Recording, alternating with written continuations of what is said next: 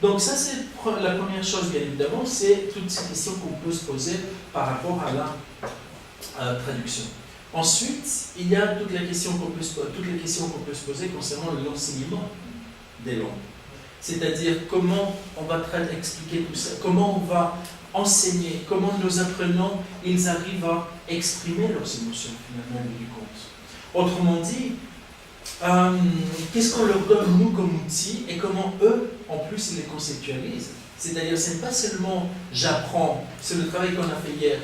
Vous êtes à un niveau C2 tous, vous maîtrisez parfaitement le français, vous maîtrisez la littérature, vous avez lu, vous avez développé un sentiment linguistique.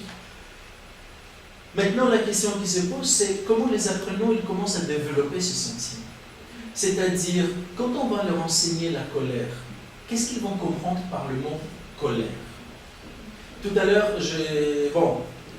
là c'était tout simplement un voisinage au niveau de la forme avec le mot excité, etc. Mais il y a d'autres mots, si vous voulez, qui sont beaucoup moins simples à maîtriser. Par exemple, la question de heureux, content, joyeux. Comment finalement les apprenants, si vous voulez, au fur et à mesure, ils commencent à conceptualiser ces émotions. Et comment ils commencent à verbaliser ces émotions. Est-ce que finalement ils vont rester sur, et là voilà pourquoi on essaie de récupérer des informations et de voir ce qui se passe dans les différents domaines, est-ce qu'ils vont finalement se baser uniquement sur, et ils vont exprimer uniquement les émotions de base? D'accord? Est-ce qu'ils vont exprimer uniquement ces émotions qu'ils maîtrisent déjà parce que ce sont des émotions qu'on va trouver dans toutes les langues? Est-ce qu'ils seront capables de comprendre, par exemple, le sémantisme de la frustration? Si je reviens sur le mot, d'accord? Est-ce qu'ils seront capables de comprendre, de conceptualiser, de verbaliser ensuite le mot, par exemple, le regret? C'est quoi le regret? C'est quoi la honte? Est-ce que la honte, nous, ici, on la conceptualise et on la verbalise de la même façon? Est-ce que la honte, c'est la même chose pour tous? D'accord? C'est-à-dire, par exemple, il y a des locuteurs, à voir, parce que ça dépend bien évidemment des limites de la langue, où ils associent la honte à la timidité. C'est-à-dire, je suis timide, je ne veux pas prendre la parole devant le public parce que j'ai honte. Attention, ce n'est pas la honte dans le sens moral du terme, d'accord? C'est la honte, entre guillemets, dans le sens où je suis timide, je suis mal à l'aise, etc. Exact. Et donc là, la question c'est, maintenant, moi je veux poser la question suivante. Est-ce qu'en français, on peut le dire? Est-ce que c'est un terme que je peux utiliser pour exprimer exactement ce sentiment-là? D'accord? Ensuite, bien évidemment, on peut aller beaucoup plus loin au niveau des applications. Je pense que l'exemple qu'on a eu hier avec les émotions, la question exactement comment gérer le discours pour obtenir, pour atteindre, pour créer certaines émotions. Là, je pense que c'est une des applications les plus... bon, pas le plus intéressant, mais en tout cas qu'on voit effectivement indirectement, on voit bien qu'il faut vraiment passer par une analyse exactement de ce discours émotionnel. Après, je ne vous parle même pas du journalisme, je ne vous parle pas d'autres domaines, par exemple même dans la question de la publicité, au niveau de la... Pardon? De discours électoraux. Exactement, au niveau du discours en général, le discours politique, etc., comment on l'analyse et ce qu'on peut voir et obtenir. Pas seulement, attention, parce que là, à chaque fois, je ne regarde pas juste l'aspect applicatif, c'est-à-dire, linguistique, scientifique, je vais prendre le discours d'un politique, je vais l'analyser et c'est tout. Mais finalement, l'idée c'est, à partir de l'analyse, à partir de toutes ces conclusions qu'on va avoir, qu'est-ce que je peux obtenir? C'est-à-dire, qu'est-ce que je peux lui dire qu'est-ce qu'ils doivent faire exactement pour obtenir le résultat qu'ils souhaitent obtenir. D'accord? Après, et on peut continuer bien évidemment les... Est-ce que ça sert à la cinématographie? Là? Est-ce que ça sert à le cinéma, la cinématographie? Oh, c'est très long. Ah, là je ne serais pas compétent, peut-être qu'il y a des gens qui sont plus compétents que moi. J'ai utilisé cette théorie-là dans mon mémoire de master, dans le sous-titrage d'un film arabe vers le français.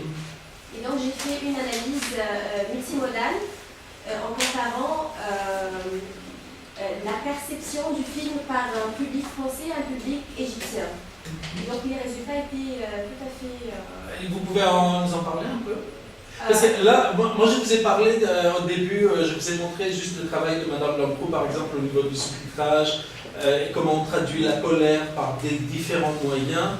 Donc, mais moi, c'est vrai que j'ai jamais travaillé sur les films, le sous-titrage. Donc, on dit que dans le sous-titrage, il y a toujours une perte dans les sous-titres parce que on est limité à un nombre de caractères. 150, 145 c'est 2 lignes, 2 ou 3 lignes, voilà. jusqu'à ce que c'est 32 lignes par 32 caractères par ligne dans les sous-titres. Ah, c'est bien moins que ça. Oui. Moi, j'étais à 145 comme le tuteur, en fait. Oui. Et donc, on disait que c'était la source de la perte. Donc, dans le cadre de mon travail, j'ai travaillé sur l'analyse multimodale en voulant dire que parfois le récepteur il décèle quelques informations à travers la mimogestualité, à travers l'intonation et à travers aussi les techniques cinématographiques. Donc j'ai utilisé aussi... Ce qui veut dire qu'on n'est pas forcément obligé de verbaliser l'émotion. Oui, c'est pas surtout la langue qui donne le sens. Et donc j'ai utilisé cette théorie-là, celle de la sémantique cognitive, les cadres, les prototypes et les scénarios, avec la théorie de la pertinence. Personnellement, moi je fais du sous-titrage actuellement. Alors, la stratégie, moi, c'est de ne pas traduire du mot à mot parce que ça ne va pas marcher avec le ici. Alors, j'essaie de capter comme l'atmosphère ou bien ce que le personnage veut dire exactement. Comme, par exemple, en termes d'humour et tout ça, je ne traduis pas du mot à mot. Oui, mais c'est pas le problème de mot à mot ou bien de l'atmosphère lui-même. Le problème, c'est que de trouver l'expression qui sera la plus facilement comprise par le public cible. Parce que du coup, la question que je me pose, toujours par rapport aux émotions, exactement pour répondre aussi à notre collègue, ça veut dire que vous, en tant que traducteur, quand vous faites le sous-titrage, ou quand on analyse par exemple le sous-titrage, il faut se poser la question du coup, est-ce que au niveau de l'intonation, au niveau des visages, de la multimodalité, finalement l'autre qui va regarder le film, il va comprendre l'émotion.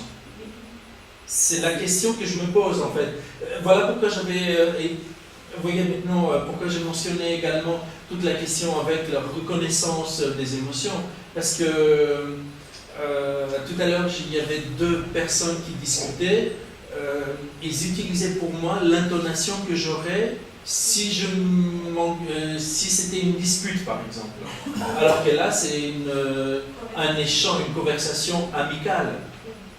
Donc, c'est exactement la question. J'ai en fait un petit exemple. Dans le film, il y avait une personne qui rendait visite à sa tante.